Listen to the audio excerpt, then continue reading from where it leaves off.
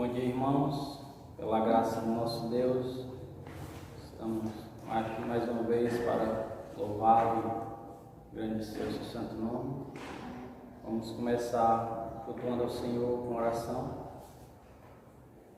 Amado Deus e Pai, obrigado por teu amor, tua graça, por esse dia que o Senhor nos concede, podemos te louvar pelo privilégio que o Senhor nos deu de podermos cultuar o teu santo nome, Pai. Abençoa todo esse tempo de louvor, também pregação da tua palavra, nos ajuda a te servir, a te buscar, a entender qual seja a boa, agradável, perfeita vontade do Senhor em nossas vidas. Nós te pedimos nesse dia e agradecemos em nome de Cristo. Amém. Começar cantando o coro 148.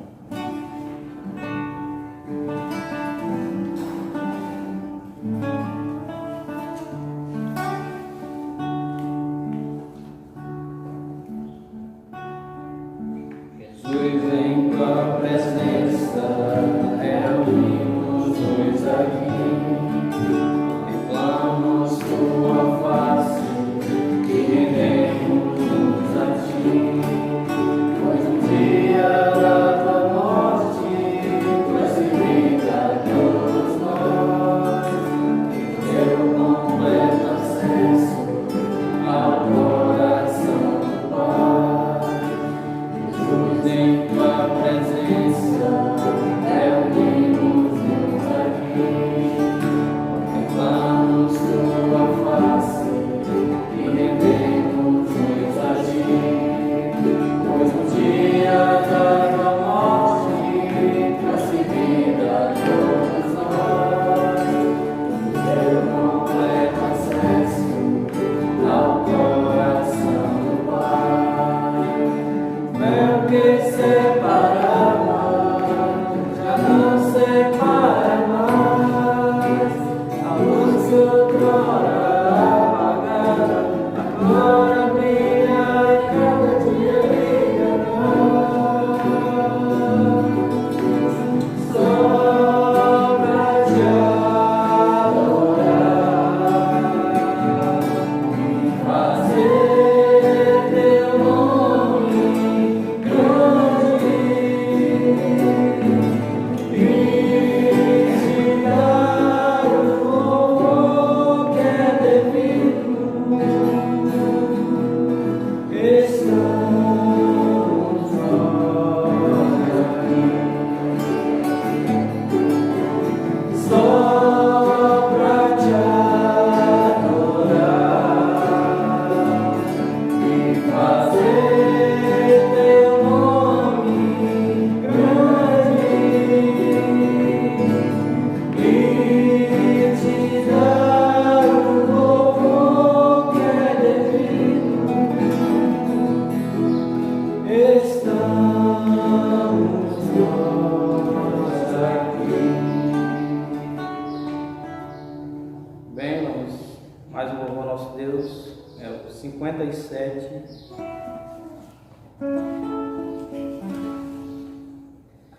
Meu Jesus me ampara dia a dia, pois comigo sempre está. Os perigos sempre Ele guia, e sossego e paz me dá. Se Jesus me ampara até a morte, quando o mal me vier cercar, Ele é a minha força e esperança, só por Ele eu quero andar. Mais o coro 176, porque Ele vive.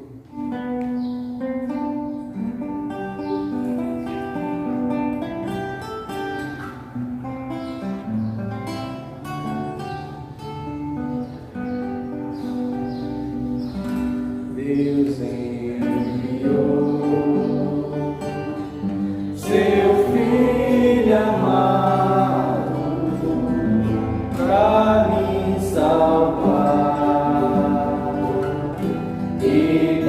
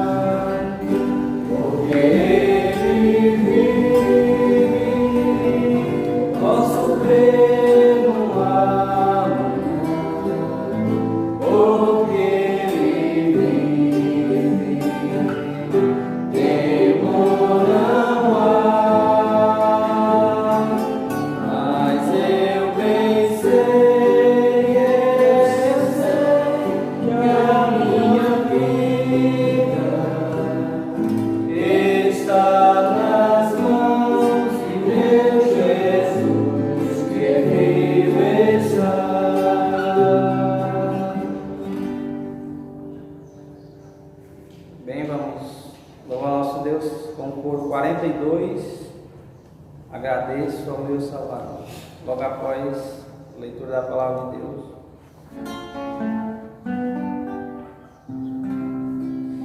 agradeço ao meu Salvador de todo o meu coração, por ter me tirado do mundo, das trevas e da perdição. Antes eu era perdido, vagava sem ter direção. Hoje eu vivo contente, porque sou um crente e achei salvação. Hoje eu vivo contente, porque sou um crente e achei salvação em Jesus. Tudo bem, agora vamos leitura da palavra de Deus, Sofonias 3, de 1 a 7.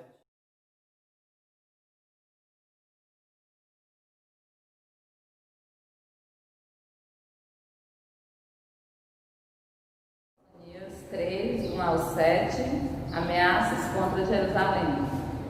Ai da cidade opressora, da rebelde e manchada.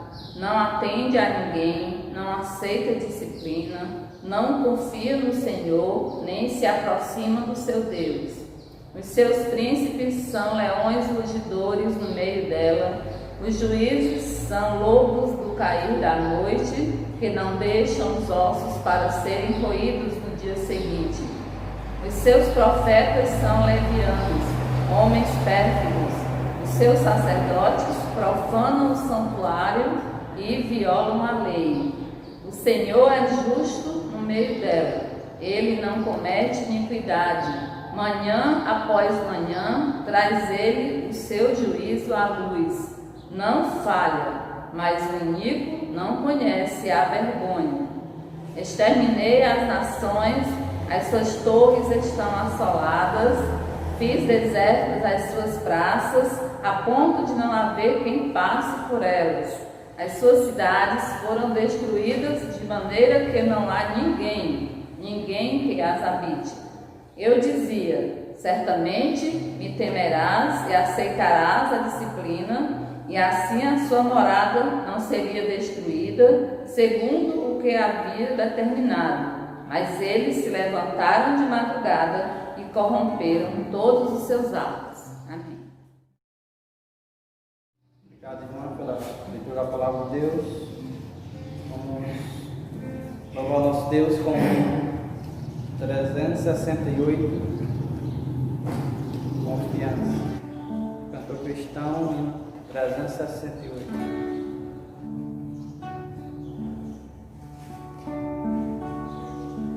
Salvador bendito, terno Senhor, só em ti confio, grande Salvador.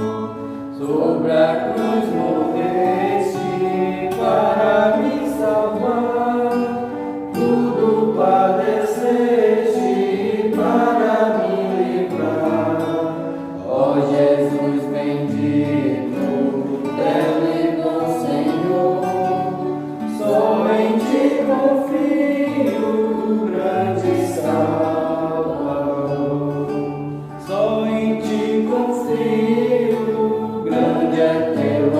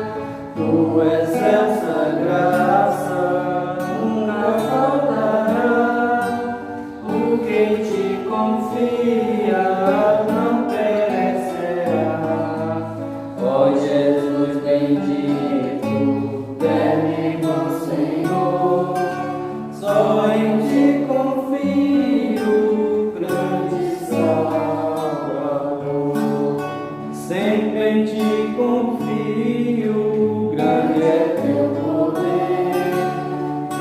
Os inimigos podem bem vencer, salve bem seguro, leva-me, Senhor, sempre protegido pelo teu amor. Ó Jesus bendito, temido Senhor, só em ti confio, grande Salvador.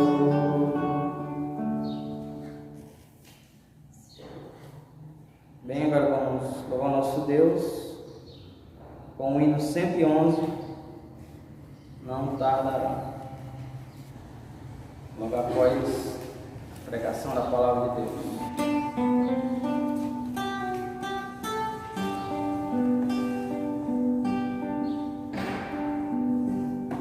Cristo do céu em breve virá, Ele afirmou-nos e não tardará. Oh, que alegria, que glória será quando Jesus regressar. Cristo não tarda a voltar. Cristo não tarda a voltar. Oh, que alegria, que glória será quando Jesus regressar. Em breve os mortos ressurgirão, todos os crentes ao se encontrarão, juntos alegres ao céu subirão, quando Jesus regressar. Cristo não tarda a voltar. Cristo não tarda a voltar. Oh, que alegria, que glória será quando Jesus regressar. Em breve essa terra gozará paz, desencerrado será Satanás. Tudo que é vil deixaremos atrás quando Jesus regressar. Cristo não tarda a voltar. Cristo não tarda a voltar. Oh, que alegria, que glória será quando Jesus regressar. Cristo não tarda em vir, quando será num glorioso porvir. Oh, que alegria teremos de ir quando Jesus regressar. Cristo não tarda a voltar. Cristo não tarda a voltar. Oh, que alegria, que glória será quando Jesus regressar. Bem, agora vamos à pregação. O pastor Tércio. Bom dia, meus irmãos. Pela graça de Deus, estamos aqui mais uma vez com o intuito de louvar o nosso Deus e aprender mais sobre sua vontade, sobre aquilo que Ele tem para nos ensinar por meio da sua palavra, para que assim possamos viver uma vida mais adequada à sua vontade, possamos negar a cobiça, o desejo do nosso coração natural, carnal, e procurar nos enquadrar na vontade do Senhor. Esse é o nosso alvo sempre. Estamos aqui mais uma vez para estudar sobre esse aspecto da natureza humana que é, depois da queda, do pecado de Adão e Eva, faz parte, é realidade de cada um de nós. E como crentes nós temos que subjugar esse desejo pecaminoso, dominar esse desejo e buscar mais viver como nosso alvo diário dentro da vontade do Senhor, nos aproximando mais do nosso Deus. Então hoje nós daremos continuidade ao nosso estudo da série Desejo Dominado. Hoje nós iremos tratar do pecado do desespero, da desesperança. Nós já vimos e temos tratado pecados que normalmente aos nossos olhos deixou de ter tanta gravidade assim, e a ideia dessa série é nós reabilitarmos a nossa visão em relação a pecados, a seriedade do pecado, a profundidade do pecado e os prejuízos que esse pecado promove na vida dos servos de Deus, na vida do ser humano. E nós, como servos de Deus, nosso alvo é identificar tudo que está de modo contrário à vontade do Senhor na nossa vida e retirar isso do nosso viver, com a ajuda do Senhor, é claro, com a ajuda do nosso Deus, do Espírito Santo, que é de nós e da sua palavra. E assim é nosso desejo. Vamos, nosso intuito aqui, vamos orar para começarmos aqui. Senhor Deus e Pai, te rogamos teu auxílio agora nesse momento, meu Deus, para que possamos compreender claramente e identificar os pontos nos quais nós precisamos melhorar. Nós temos que sondar o nosso coração e vermos, avaliarmos as áreas que nós temos falhado e que muitas vezes temos falhado de modo proposital, achando que não é problema, que não tem dificuldade, quando na verdade há. Nos ajude, meu Deus, a viver de modo atentos a toda e qualquer transgressão do nosso coração, para que possamos, uma vez reconhecendo, uma vez percebendo, possamos dominar esse desejo, esse pecado e viver para o inteiro agrado e para a honra e glória do Senhor. Em nome de Cristo Jesus. Amém. Bem, há um ditado popular que todos nós conhecemos que diz que a esperança é a última que morre. A esperança é a última que morre. Lembro de um tempo que nós jogávamos na escola, tinha um torneio entre as escolas do município, e o time do Aranal estava perdendo, e a mãe de um dos alunos, querendo animar, disse que... animava dizendo, vamos lá pessoal, a esperança é a única que morre. Aí o filho disse, mãe, pelo amor de Deus, não é a única não, é a última. Aí deu graça, apesar da tristeza da derrota, mas deu graça por causa disso. Ela queria consolar, confortar o time, dizendo que a esperança era a única que morre. Mas na verdade o ditado é a última que morre. Esse ditado tem motivado muita gente, tem trazido paz ao coração de muita gente, mas ainda é um ditado que não tem um tom otimista, porque no fim das contas a esperança também morre. Então é algo que você se apega, mas no final das contas esse apego, esse apoio também vai se acabar. E é interessante nós notarmos e percebermos esse ditado aqui, avaliarmos bem, porque essa possibilidade da esperança se acabar, morrer, é assustador. É assustador para as pessoas e deve ser assustador, se é realidade, para qualquer um. Nós precisamos, e é essencial para a nossa caminhada aqui, uma viva esperança. Não uma esperança que morre, mas uma esperança que é cheia de vida, uma viva esperança. Porque sem essa esperança viva, sem essa base dessa esperança viva, é muito difícil. É difícil resistir nas dificuldades do dia a dia. A esperança essa viva esperança, ela nos mantém firmes, ela nos dá segurança. Lá em Hebreus 6:19 vai dizer que essa esperança, a esperança real, é a âncora da alma. Ela é sempre segura e firme. Se refere a uma segurança, algo que nós podemos nos apegar. Essa segurança real, essa segurança firme, viva, é diferente dessa esperança, desse ditado aí, que é a última que morre. Nossa esperança mesmo não morre. E, irmãos, no mundo caído e corrompido pelo pecado no qual nós vivemos, é fácil perder as esperanças. É fácil, muito fácil perder a esperança. Nós estamos envolvidos e rodeados, e nós mesmos, nossa vida, consiste de muitas dificuldades. Nós vamos olhar ao nosso redor e vamos ver muitas razões, muitos motivos para nos desesperarmos. Cada dia fica mais difícil, cada dia se torna mais difícil viver de modo esperançoso. Então, quando nós olhamos e tudo e não vemos perspectivas de que o cenário vai melhorar, de que o bem vai prevalecer, o que nós sempre olhamos e averiguamos por aí no cenário ao nosso redor é que o mal às vezes prevalece, o mal está por aí e tirando vantagem das coisas. Por isso é indispensável, irmãos, que nós tenhamos uma esperança real, uma viva esperança. Uma viva esperança. Lá em Romanos 4:18, Paulo diz em Romanos 4:18, diz: Abraão, esperando contra a esperança, creu para vir a ser pai de muitas nações, segundo lhe fora dito, assim será a tua descendência. Esse versículo aqui e a história de Abraão, como nós conhecemos no contexto bíblico, mas esse versículo aqui vai deixar bem claro aqui para nós, vai destacar dois tipos de esperança.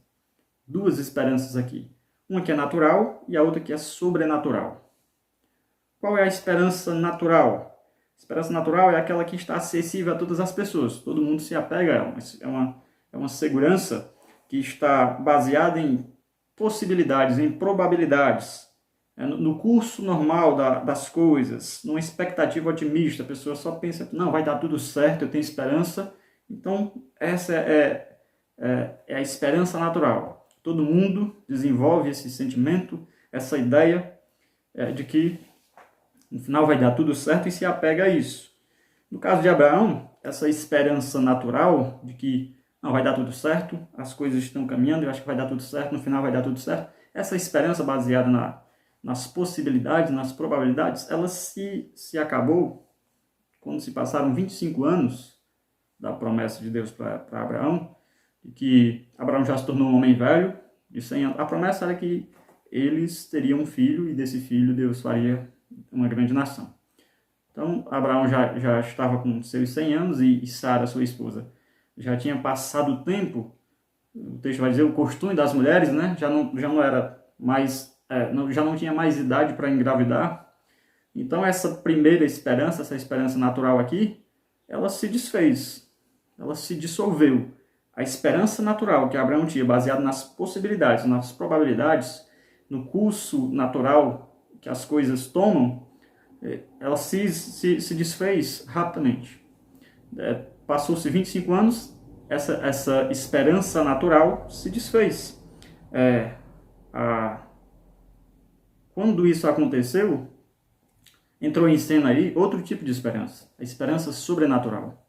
O versículo vai dizer que ele esperou contra a esperança. Abraão, esperando contra a esperança, creu para vir ser pai de muitas nações. Essa esperança sobrenatural aqui é totalmente oposta à esperança natural, a esperança comum que as pessoas têm. Ela não é baseada em probabilidades, em possibilidades, mas é baseada no Senhor, na promessa do Senhor.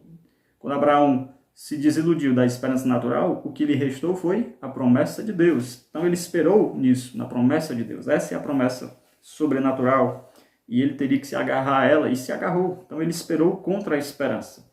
Essa esperança sobrenatural, essa é que fundamenta, que é firme, essa que é a âncora da alma mesmo, que segura, firma o servo de Deus e lhe permite caminhar seguro, firmado, sem cair, sem descambar para o desespero completo. Então, o desespero, ele determina a vida e a morte das pessoas. Naturalmente, as pessoas decidem que esperarão e essa esperança, essa expectativa de que as coisas vão melhorar, se torna a própria fé delas. A fé é depositada na própria esperança. Não, eu tenho esperança. A esperança, não, vai dar certo. Então, é algo que não tem um fundamento. A esperança não é uma entidade autoexistente que promove, que mexe as coisas. A esperança não é isso. Então, mas as pessoas depositam sua esperança na própria esperança, na esperança natural. A esperança em si mesma não é um remédio para o desespero. A esperança, só por ser esperança, não vai resolver o problema do desespero. Esperar na esperança natural é uma expectativa ilusória mesmo e vã, que as pessoas têm errado quando fazem isso. Normalmente, eu afirmei que não há base, essa esperança, esperar por esperar, ter fé na própria esperança não tem base, mas Na realidade, o homem, o ser humano, ele aplica a sua esperança, essa esperança é fundamentada no próprio homem. Ele confia no próprio homem, no braço do homem mesmo. No modo, assim, não, vai dar tudo certo porque aí deposita a sua esperança em outro ser humano que não vai resolver. Também é um caminho que não leva a resolver o problema do desespero. Então, é um risco muito grande de cair e, de fato, cair em desespero se considerar que a esperança em si vai resolver tudo, é o remédio, e que o homem também é um apoio, uma base para a esperança. Então, isso aí é correr e de modo muito rápido para cair no desespero. Vamos tratar aqui, irmãos, da real esperança. A real esperança.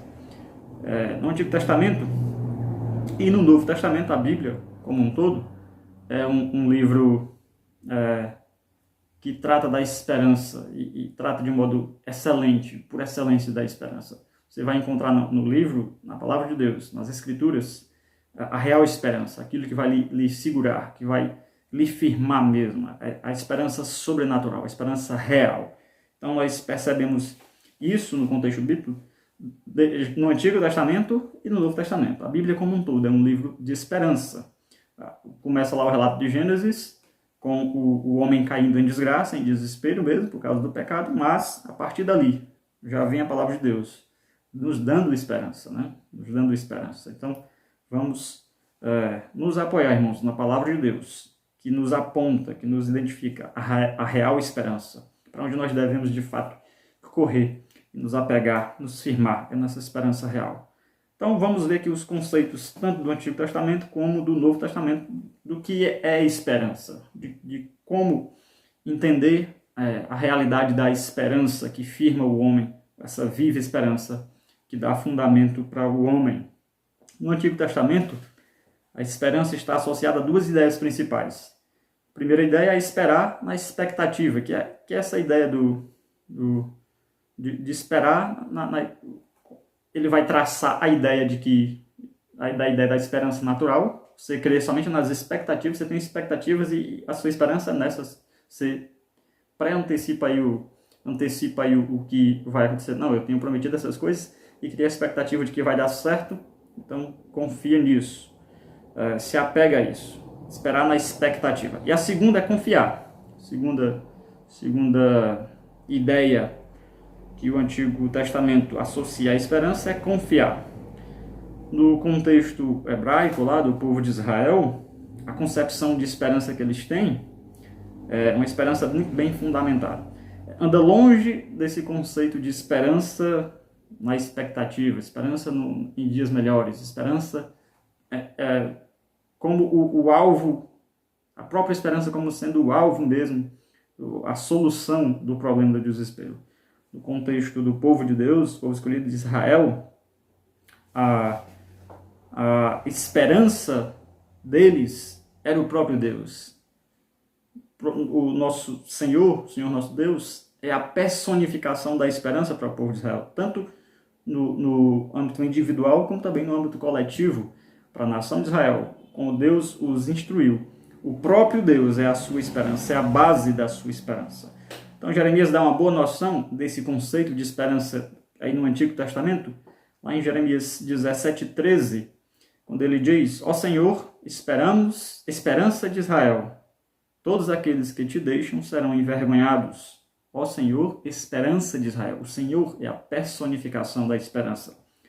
O salmista lá no Salmo 71:5 vai dizer: porque tu és a minha esperança, Senhor Deus, a minha confiança desde a minha mocidade. Então a esperança é algo ligado diretamente ao caráter do nosso Deus. O Senhor não é apenas a fonte da esperança, mas também Ele é a esperança, Ele mesmo é a esperança de Israel. Então, a esperança não é uma ideia no contexto aqui do Antigo Testamento. A esperança é uma pessoa, é a pessoa do nosso Deus.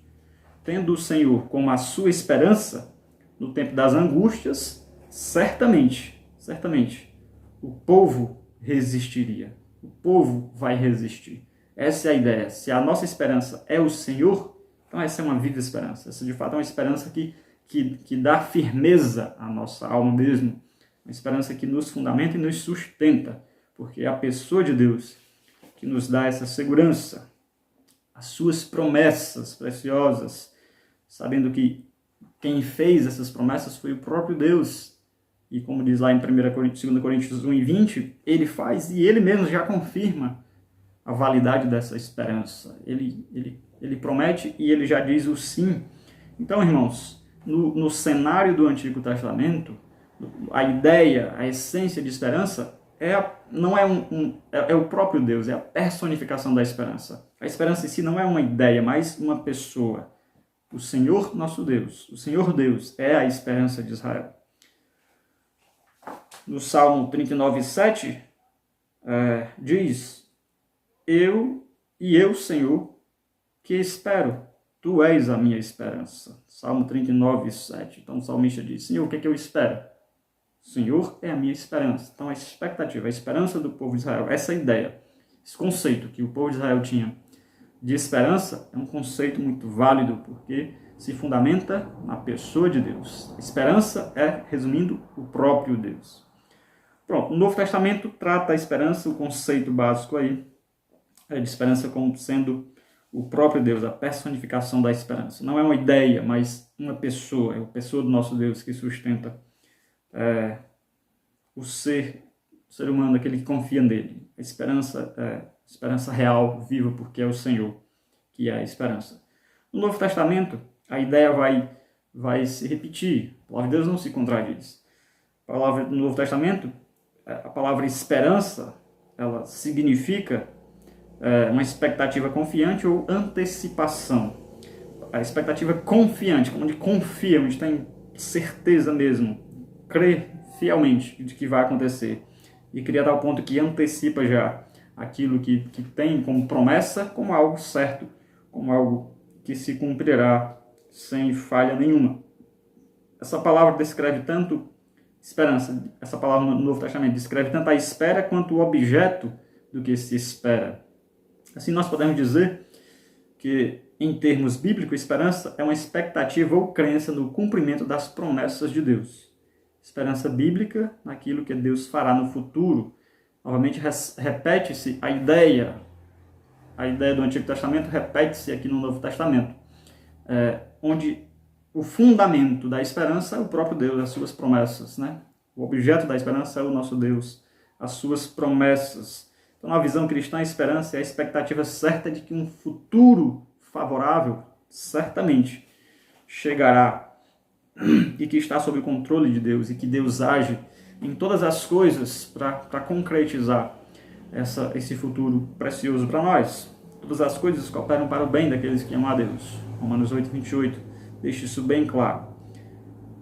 Dos escritores do Novo Testamento, o apóstolo Paulo é quem mais faz uso desse termo esperança, quando ele escreve as cartas para as igrejas nas quais ele fundou e passou. Então, Paulo, por exemplo, na carta de 1 Tessalonicenses, Paulo se refere a essa esperança 4 vezes, no capítulo 1, versículo 3, capítulo 2, versículo 19, no capítulo 4, versículo 13, capítulo 5, versículo 8. Então, o apóstolo Paulo enfatiza muito bem essa ideia para fundamentar os irmãos na esperança real, a esperança que se concentra na pessoa de Deus, nas promessas do nosso Deus, as promessas do nosso grande Deus. Como vimos, o conceito bíblico aí de esperança bíblica real, é bem diferente do conceito do mundo. O conceito bíblico de esperança está muito longe do conceito que o mundo faz do que é ter esperança, né? Na Bíblia, a esperança não confunde. Romanos 5:5, não é uma esperança que traz confusão, desespero, mas é algo que alenta de fato o coração, é algo que sossega a alma, que firma mesmo, porque é uma âncora, é algo que sustenta mesmo. Por quê? Porque é fundamentado na pessoa do próprio Deus, no nosso grande e eterno Deus.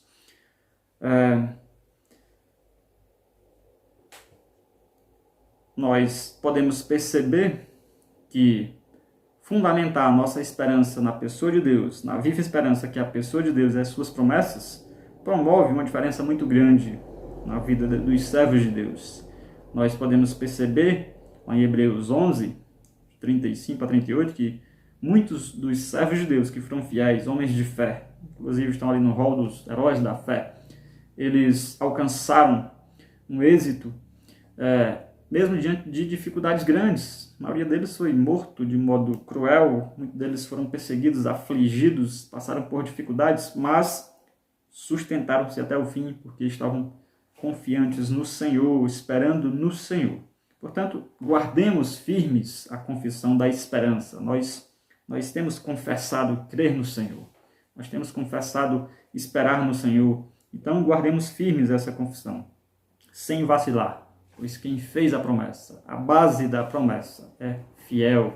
Nosso Deus é fiel. Hebreus 10, 23. Então, irmãos, nós devemos, recapitulando aqui as ideias de esperança, a ideia do mundo, a ideia natural de esperança é esperar por esperar. Muitas vezes deposita a fé na própria esperança, acha que, de modo místico, dizer, não, eu tenho esperança, a esperança é a última que morre, então vai resolver as dificuldades, as aflições e tudo, o cenário vai mudar para algo mais positivo, no fim das contas vai dar certo, é só esperar.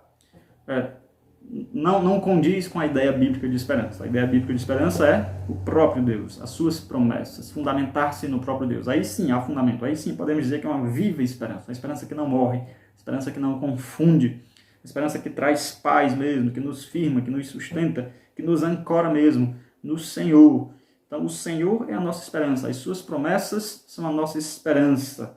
Aquele que confia no Senhor não será confundido, embora passe por dificuldades, mas a sua esperança, a sua firmeza vai se mostrar mesmo no dia da angústia. Então, irmãos, nós devemos esperar no Senhor. A nossa esperança, a nossa expectativa é no Senhor, e não nas coisas, nas probabilidades desse mundo e no braço do homem, na nossa própria força, mas esperemos no Senhor. O domínio do desespero no coração de uma pessoa que não conhece a Deus é perfeitamente justificável. Se a pessoa que não conhece a Deus se desespera, entra em desespero, nós podemos entender perfeitamente isso. É normal. É só o curso da vida normal seguindo-se, porque a pessoa não está fundamentada na real esperança. Se a pessoa não crê em Deus, então é perfeitamente justificável o seu desespero. Por quê? Porque não tem uma base sólida. A sua esperança não é a viva esperança, não é a real esperança, não é Deus e as suas promessas. Então essa ideia aí é justificável porque está baseada numa falta de relacionamento com o nosso Deus. Se a pessoa que não conhece a Deus não se relaciona com Deus, então naturalmente se desesperará, entrará em desespero e é justificável. Mas a dificuldade, irmãos, é o que nós vamos dizer quando esse desespero parte de alguém que já foi salvo, de alguém que é servo do Senhor, de alguém que confia no Senhor, de alguém que se diz ser escolhido, redimido por Cristo, habitado pelo Espírito Santo. O que dizer quando nós nos deparamos com uma situação dessa? Irmãos, esse cenário, essa situação vai apontar alguma dificuldade, vai indicar alguma coisa, vai indicar que esse irmão, ou eu, ou qualquer um que entre em desespero mesmo conhecendo a Deus, vai indicar claramente que essa pessoa está em algum aspecto falhando aí, virando as costas para Deus, negligenciando a pessoa do nosso Deus. Está levando uma vida de idolatria, tirando Deus do coração, do centro da sua vida e se voltando para ídolos, que ele mesmo ergue no seu próprio coração. Está substituindo Deus por qualquer outra coisa. Então, o desespero de uma pessoa que já foi redimida, salva por Deus, habitada pelo Espírito Santo, vai apontar uma dificuldade nessa área aí. A pessoa está se afastando de Deus, está confiando mais nas circunstâncias, nas probabilidades, do que no próprio Deus. Irmãos, e isso tem se tornado mais evidente. Nos últimos dias, nós percebemos que muitos servos de Deus têm se desesperado ao ponto de se suicidarem. Inclusive até pastores, líderes espirituais, né? As pessoas têm feito isso. Infelizmente, muitos chamados cristãos têm se suicidado, e a razão disso é porque estão se deixando levar pelo secularismo mesmo. Estão se envolvendo demais com as coisas deste mundo, estão fundamentando a sua esperança, a sua expectativa nas coisas passageiras desse mundo, nas coisas que não têm fundamento, e apartam-se do Senhor. Irmãos, nós devemos cuidar para não vacilar. É fácil vacilar, é fácil cair em desespero. Quando o desespero bate à porta, quando a dificuldade bate à porta, quando nós fomos acometidos de dificuldades que se nós não estivermos bem fundamentados no Senhor, confiantes mesmo no Senhor, é muito fácil se desesperar. É muito fácil entrar em desespero.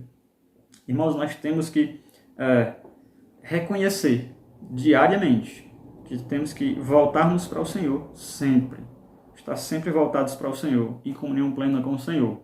Porque Ele é a base da nossa esperança, a esperança real, a esperança que sustenta.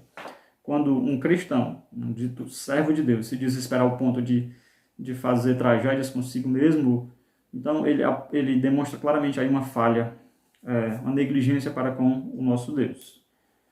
Lá em 2 Crônicas 32, contexto lá, 2, 7 e 8, contexto aí da história que o Senaqueribe, o rei da Síria, vem conquistando as nações e os impérios, deixa a Mesopotâmia. Ele vem com seus exércitos poderosos e não há nenhuma nação, não há nenhum povo que consiga detê-lo. Então ele vem conquistando o mundo. Aí ele se coloca diante de Judá.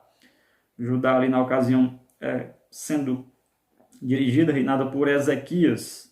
E Ezequias percebe essa ameaça real, essa ameaça lá dos assírios, do seu poder, o poder do seu exército, sua arrogância, sua prepotência. Ele reconhece esse poder do rei Senaqueribe, rei da Síria.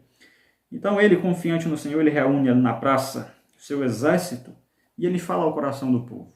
Vamos lá, 2 Crônicas 32, 7 e 8. 2 Crônicas 32, 7 e 8 diz assim: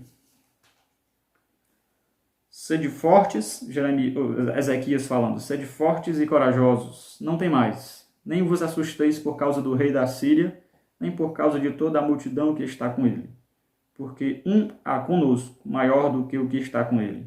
Com ele está o braço da carne, mas conosco o Senhor, nosso Deus, para nos ajudar e para guerrear nossas guerras.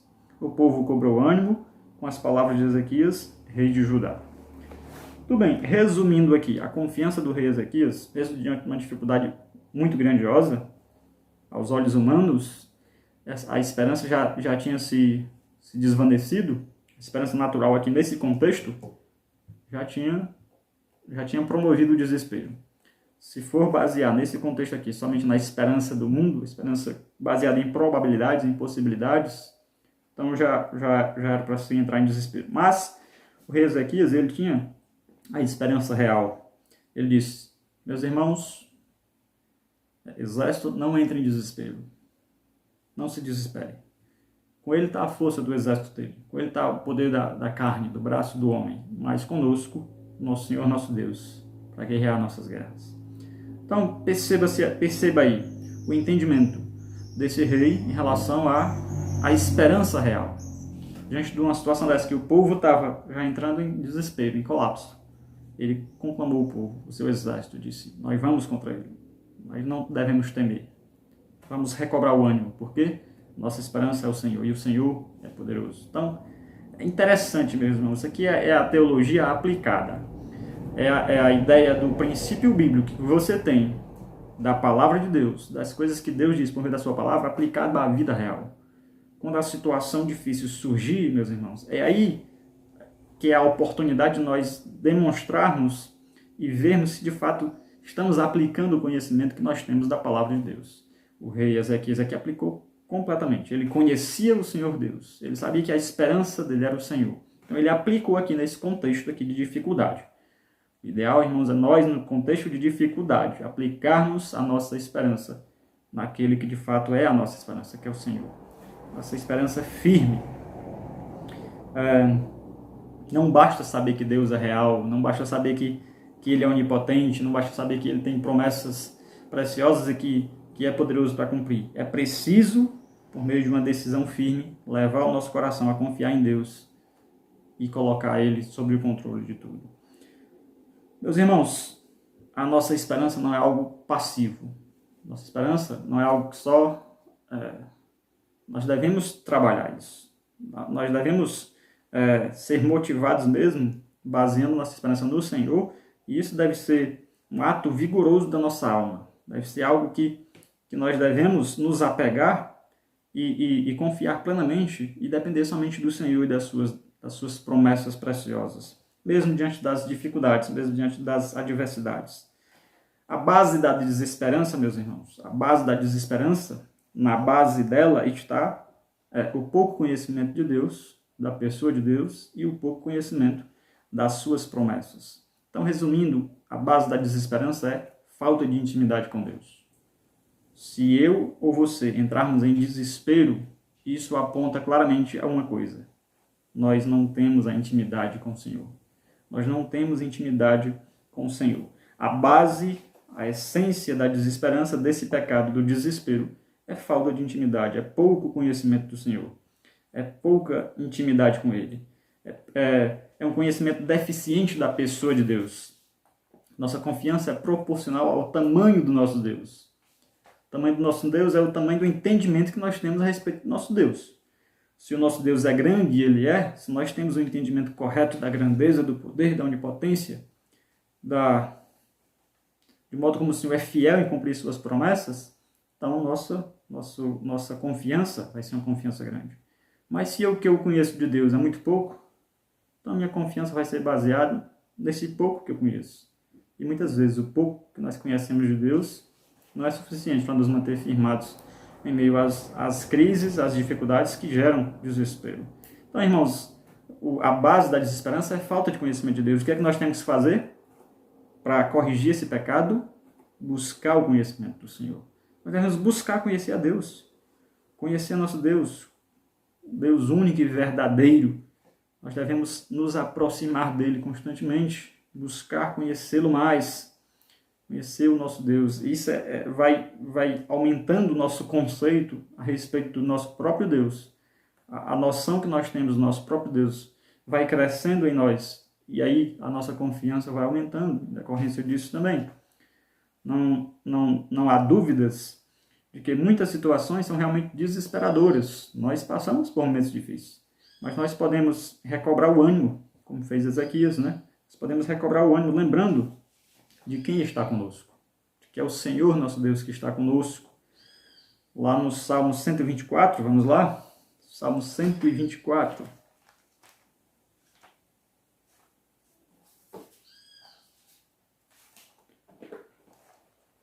Salmo 124,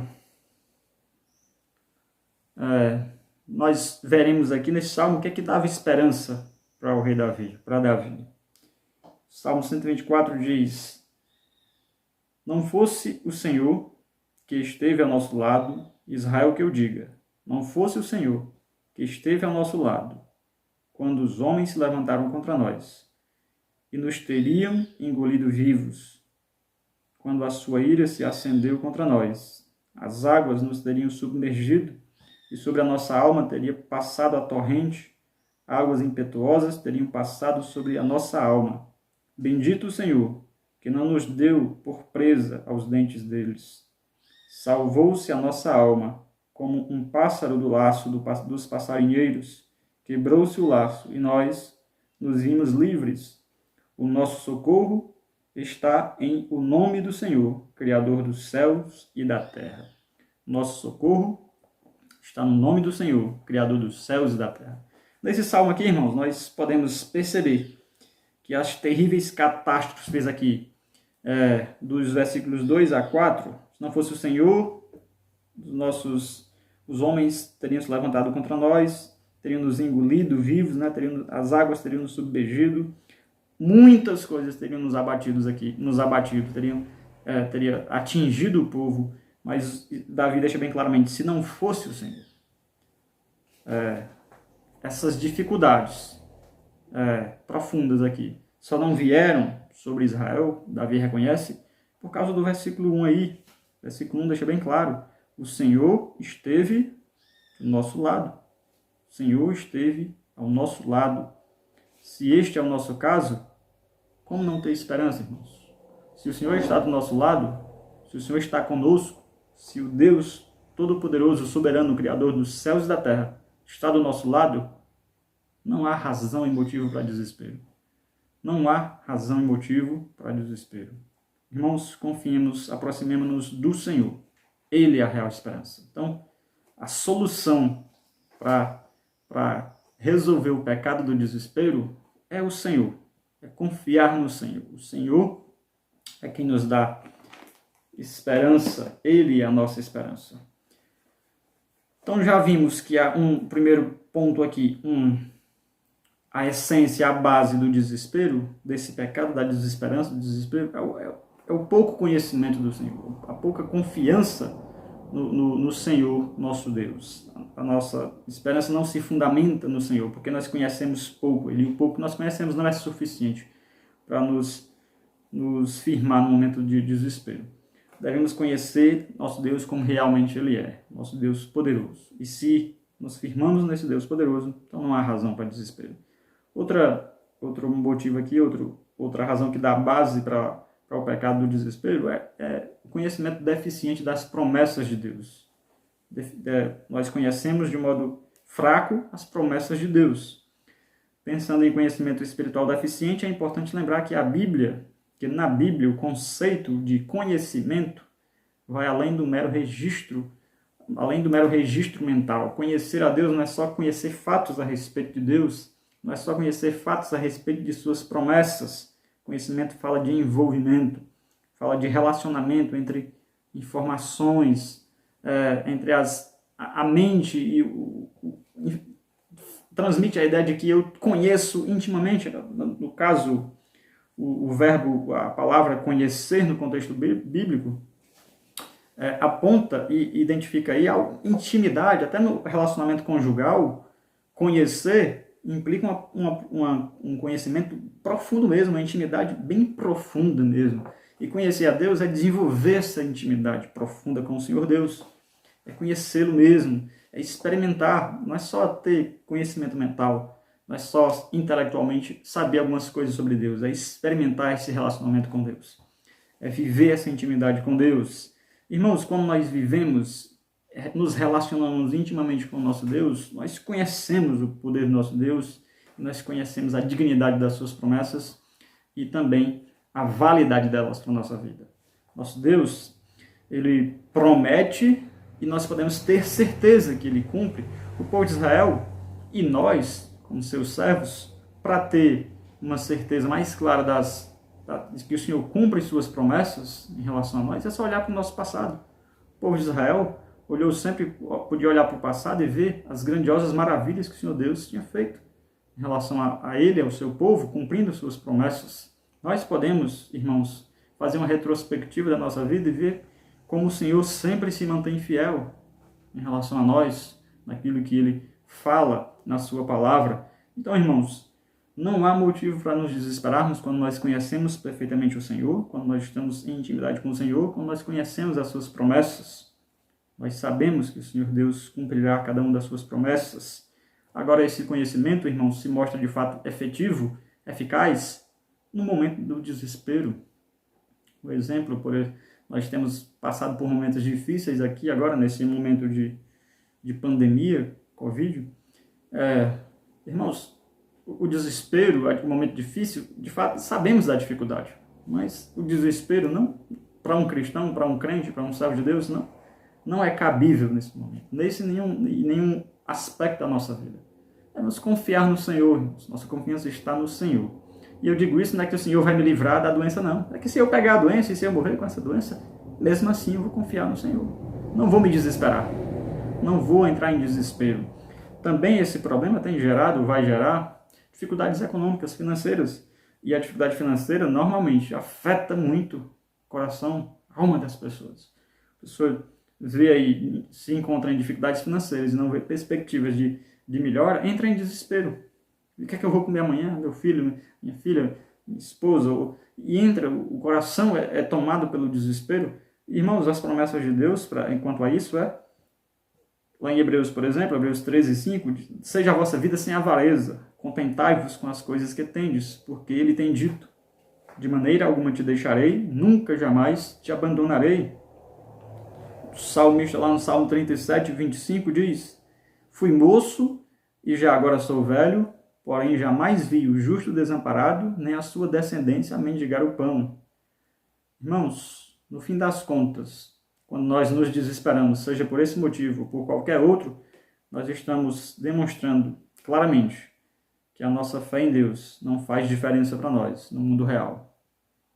Quando o desespero bate a porta e toma conta e domina nosso coração, nós damos um testemunho muito claro e alto de que a fé em Deus, a nossa fé, não surte nenhum efeito na nossa vida. Deus não é poderoso o suficiente para me socorrer nesses momentos. Irmãos, desse mundo de desilusão, de desespero, nós devemos nos apegar na real esperança, na viva esperança, que é o nosso Deus. Devemos demonstrar isso quando o momento exigir mesmo, quando as dificuldades surgirem mesmo, quando formos acometidos por momentos difíceis, devemos demonstrar essa esperança firme, real, que é a esperança do nosso Deus. Muitas vezes temos falhado nisso e muitas vezes nos desesperamos e achamos que tudo bem, que não é pecado. Irmãos, o desespero demonstra claramente uma falta de confiança no Senhor, uma falta de intimidade com o Senhor. Um ímpio se desesperar é perfeitamente justificável, até se espera isso dele. É a reação imediata e mais óbvia de um ímpio, de uma pessoa que não conhece a Deus, é o desespero mesmo, porque ele está se fundamentando em algo que não tem valor, em algo que não tem fundamento, em areia. Nosso fundamento é firme, é o Senhor. Então o crente, o servo de Deus, entrando em desespero, demonstra aí que há algo errado na sua vida, na sua intimidade com o Senhor, há uma negligência da parte com o Senhor e, portanto, está em pecado. Nós, quando nos pegarmos em desespero, irmãos, nós devemos encarar isso como falhas espirituais, como pecado. Nós temos que sondar o nosso coração e ver e reconhecer, estou em pecado aqui. Esse desespero é infundado, porque a base da minha esperança é o Senhor. E o Senhor não muda. O Senhor é poderoso. Então, irmãos, é uma dificuldade grande, dificuldade mesmo, dificuldade grande. Uma vez identificando esse problema na nossa vida do desespero, como nós vamos restaurar a esperança real, viva, que nós devemos ter, uma vez que falharmos ou perdermos a confiança total? Se nós nos pegarmos, ou porventura já passamos por isso, ou é a realidade da nossa vida, se o irmão ou eu, nesse momento, estamos passando por algum desespero, então isso aponta para algum problema que nós já vimos, que o pecado da desesperança, o desespero aponta para algo que está intimamente relacionado ao meu relacionamento com o Senhor. Então eu tenho uma falha de relacionamento com o Senhor aqui. Teoricamente, irmãos, é fácil falar, mas mesmo nas dificuldades, você passar por elas, você deve lutar e reconhecer, é pecado. E me firmar no Senhor. Mas vamos ver como se restaura essa esperança real, viva, né? Se o desconhecimento de Deus e de suas promessas é a causa do desespero, a única maneira de restaurar, de ganhar esperança é por meio de uma reaproximação com Deus. Então, por isso, o Senhor nosso Deus tem providenciado os meios mesmo, né? Antes de qualquer coisa, nós precisamos nos voltar para a palavra de Deus, né? Para a Bíblia, para a Escritura Sagrada.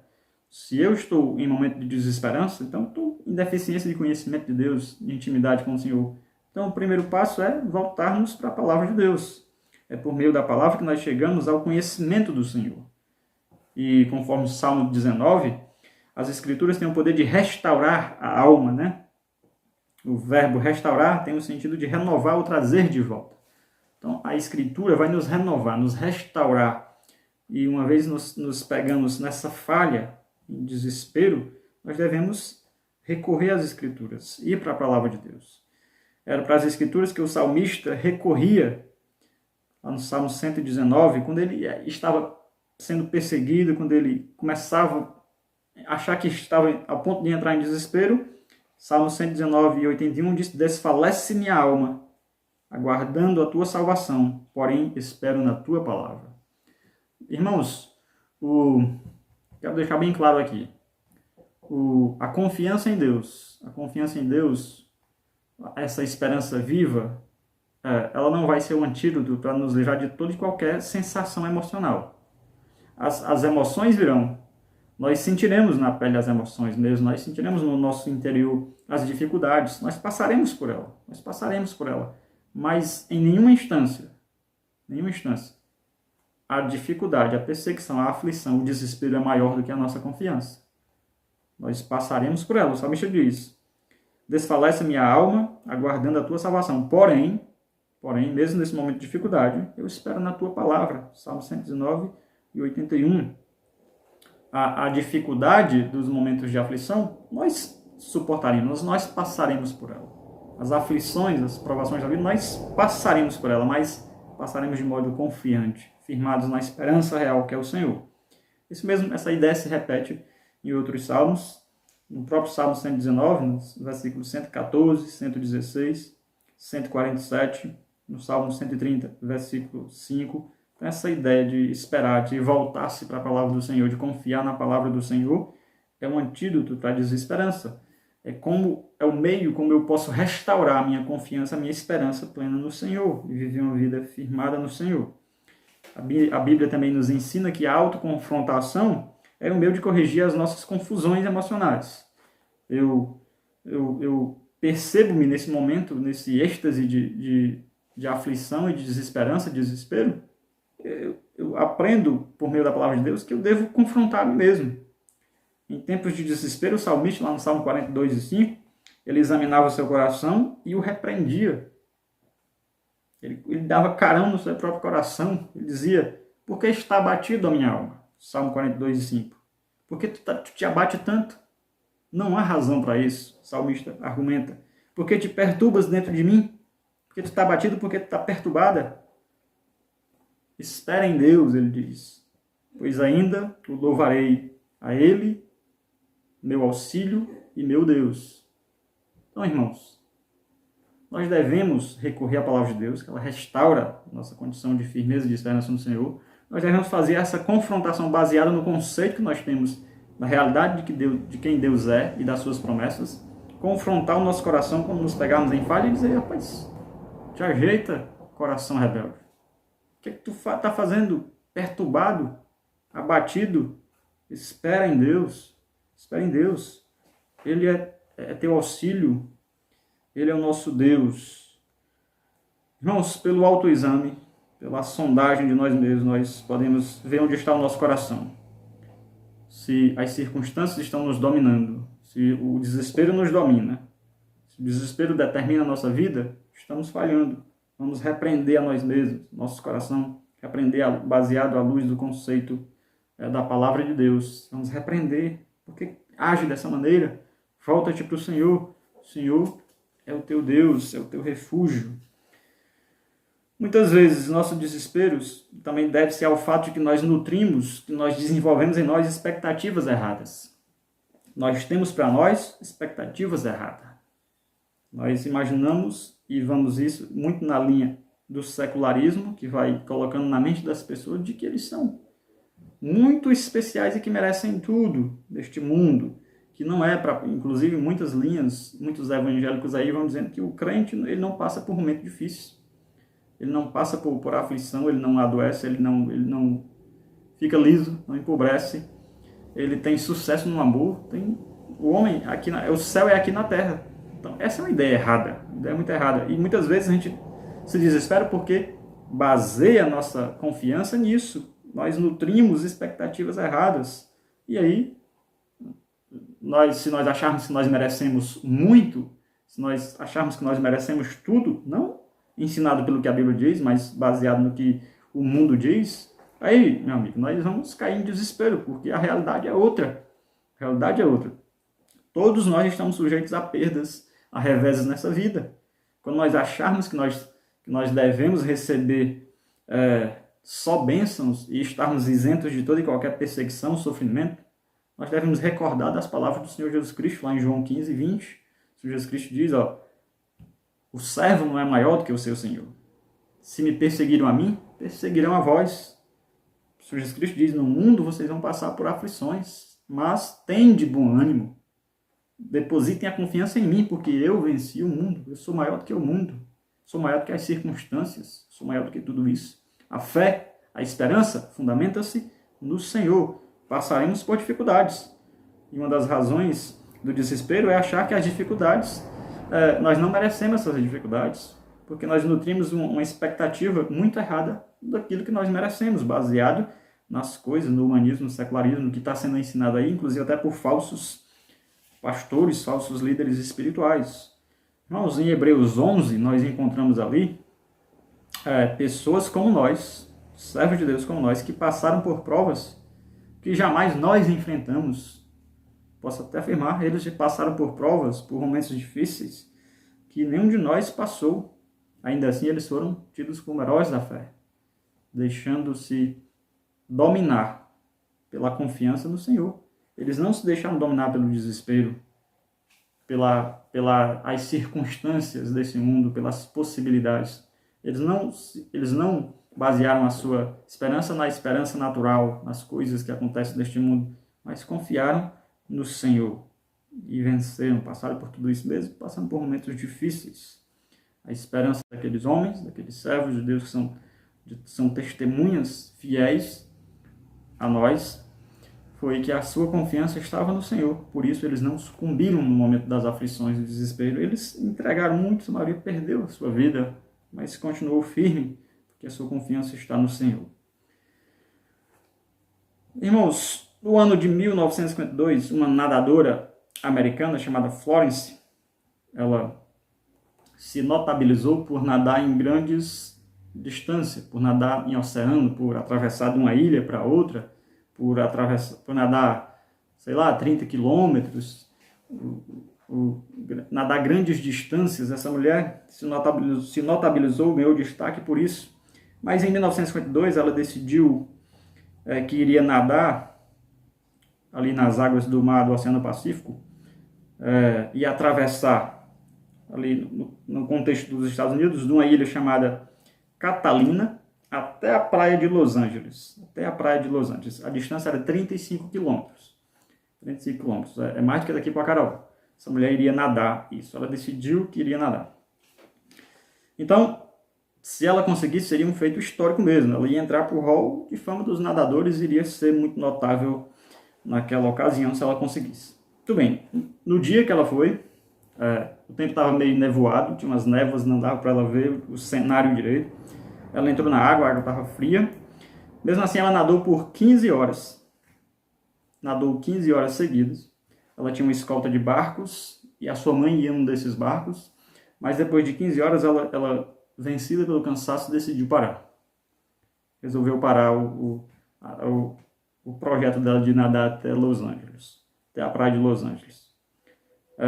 Pediu para parar, para interromper a travessia.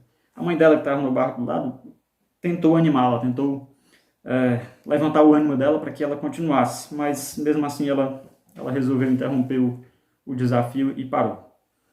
E no dia seguinte, ou em semanas seguintes, quando ela parou, e antes disso, quando ela parou, ela descobriu que faltava só 1 quilômetro. Como ela não estava vendo nada, a névoa impedia, faltava só 1 quilômetro para ela chegar na praia lá. Aí depois, ao ser entrevistada, os médicos perguntaram aí por que ela não continuou.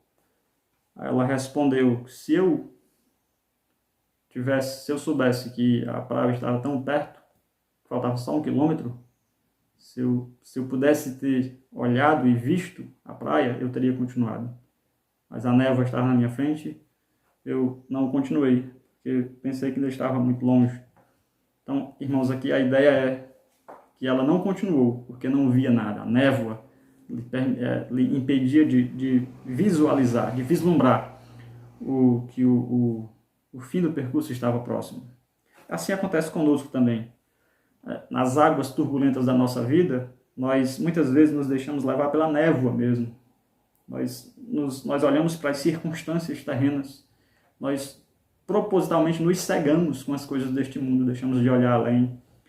Vamos lá em 2 Coríntios 4, 16. 2 Coríntios 4, 16. 16 a 18, diz assim: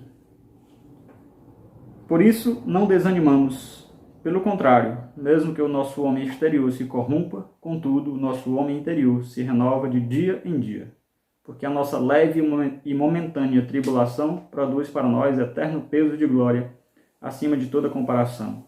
Não atentando nós nas coisas que se veem, mas nas que se não veem, porque as que se veem são temporais, e as que se não veem são eternas. Meus irmãos, nós como servos de Deus, a nossa esperança deve estar fundamentada naquilo que nós não vemos mesmo. Nós formos basear nossa confiança nas coisas que nós vemos, assim como a nadadora olhou para a névoa e não continuou. Nós temos que basear nossa visão nas coisas que nós vemos, porque as coisas que nós não vemos é o fundamento, é o Senhor nosso Deus, que conduz à eternidade. Isso aqui tem valor eterno, firmeza, valor eterno. E também, até mesmo, o pior que pode nos acontecer, que é a morte eterna, pode nos derrotar, isso já foi resolvido.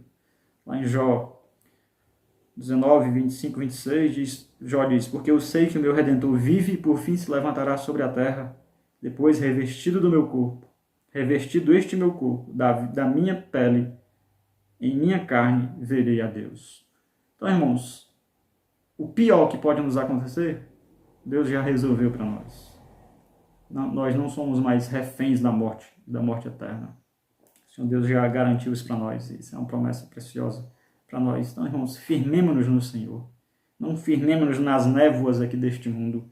Não nos deixemos conduzir baseado no que este mundo nos mostra, no cenário atual, nas coisas deste mundo. Se nós formos basear nisso, o desespero bate a porta e nos domina mesmo. Vamos nos voltar para o Senhor, que é o real fundamento da viva esperança, que ancora a nossa alma nele, que nos dá firmeza, nos sustenta, nos segura mesmo em meio a dificuldades. Irmãos, continuemos. A praia está logo ali. Nosso futuro, que o Senhor Deus reserva para nós, está bem próximo. Confiemos no Senhor. Vamos orar.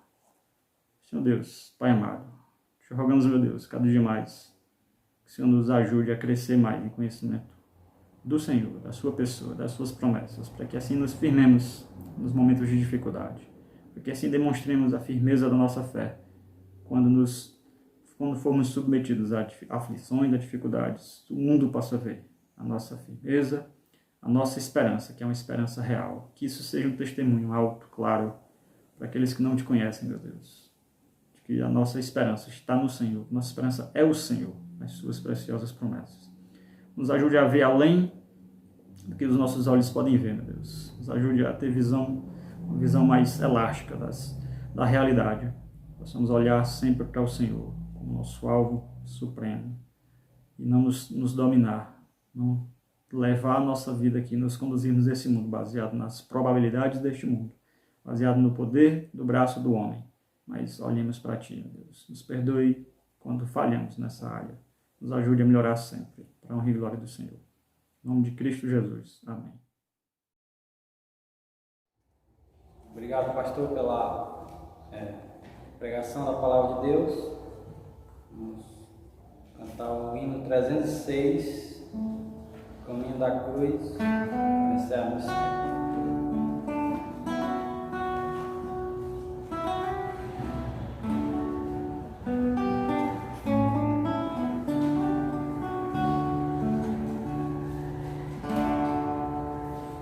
Jesus que abriu o caminho para o céu, não há outro meio. Não terei entrar no celeste lar, se o caminho da cruz era para o céu, por Jesus irei, para o céu, por Jesus irei. Grande é o meu prazer, de certeza ter, para o céu pela cruz irei. Certamente eu vou no caminho da cruz, com resolução andar. É desejo meu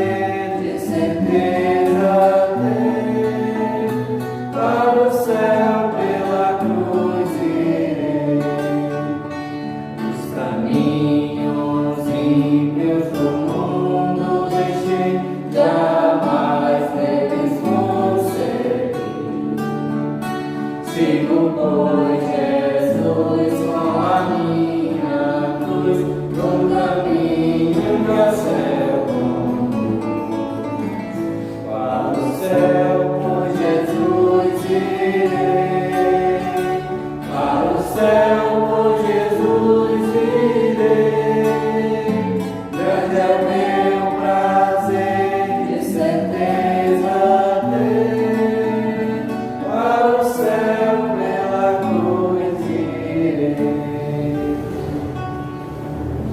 Bem, estamos tendo de louvor para a glória do nosso Deus. Chamar o pastor com os avisos. Encerramos.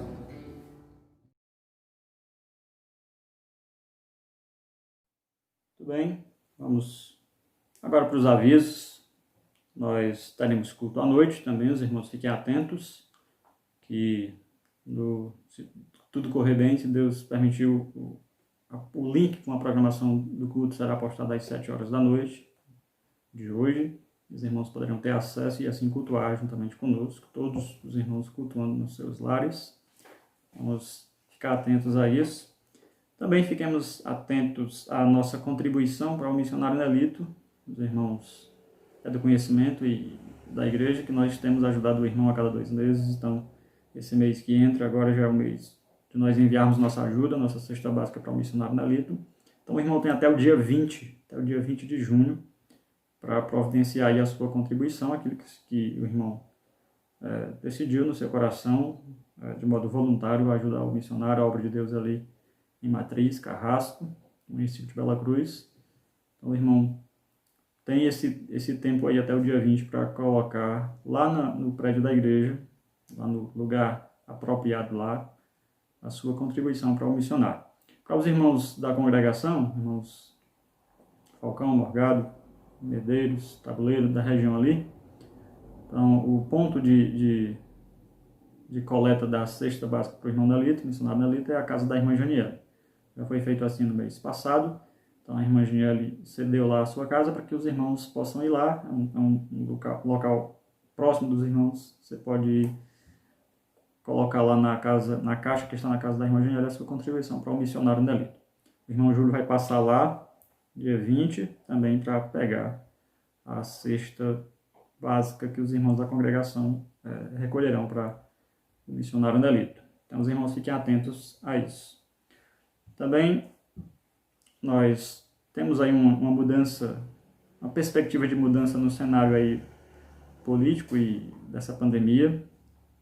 O governador emitiu aí um comunicado que possivelmente no dia 22 do próximo mês já volte-se às atividades de culto, de missa, essas coisas, só que inicialmente com 20% da capacidade do total de número de membros da igreja. Então vamos orar, se tudo correr bem nessa primeira experiência que eles vão fazer, será aberto para cultuar nosso Deus e nós temos orado por isso.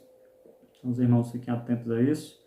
Nós iremos nos reunir como diretoria para decidir a melhor maneira, se tudo correr bem, se for votar assim, para esse retorno, como vamos organizar esse retorno. Então, os irmãos orem, é uma boa notícia, nosso estado tem estabilizado, começado a estabilizar os casos de Covid, então vamos agradecer a Deus por isso também. Vamos continuar orando para que Deus nos conceda melhora do cenário cada dia mais. Vamos encerrar esse momento com uma oração. Senhor Deus, Pai, obrigado por esse bom tempo que o Senhor nos permitiu juntos te louvar, te cultuar, te aprender mais da Tua Palavra, aprender mais um aspecto da nossa vida que muitas vezes, meu Deus, nós achamos que está dentro da normalidade, que não é pecado, que não é uma afronta contra o Senhor, que é o desespero. Possamos, meu Deus, reconhecer também essa falha, como falha que é. Possamos nos voltar ao Senhor para que estejamos imunes quanto a essa falha, esse desespero com as coisas deste mundo. Nos ajude a nos firmarmos no Senhor cada dia mais e crescermos em conhecimento do Senhor. Em nome de Cristo Jesus. Amém.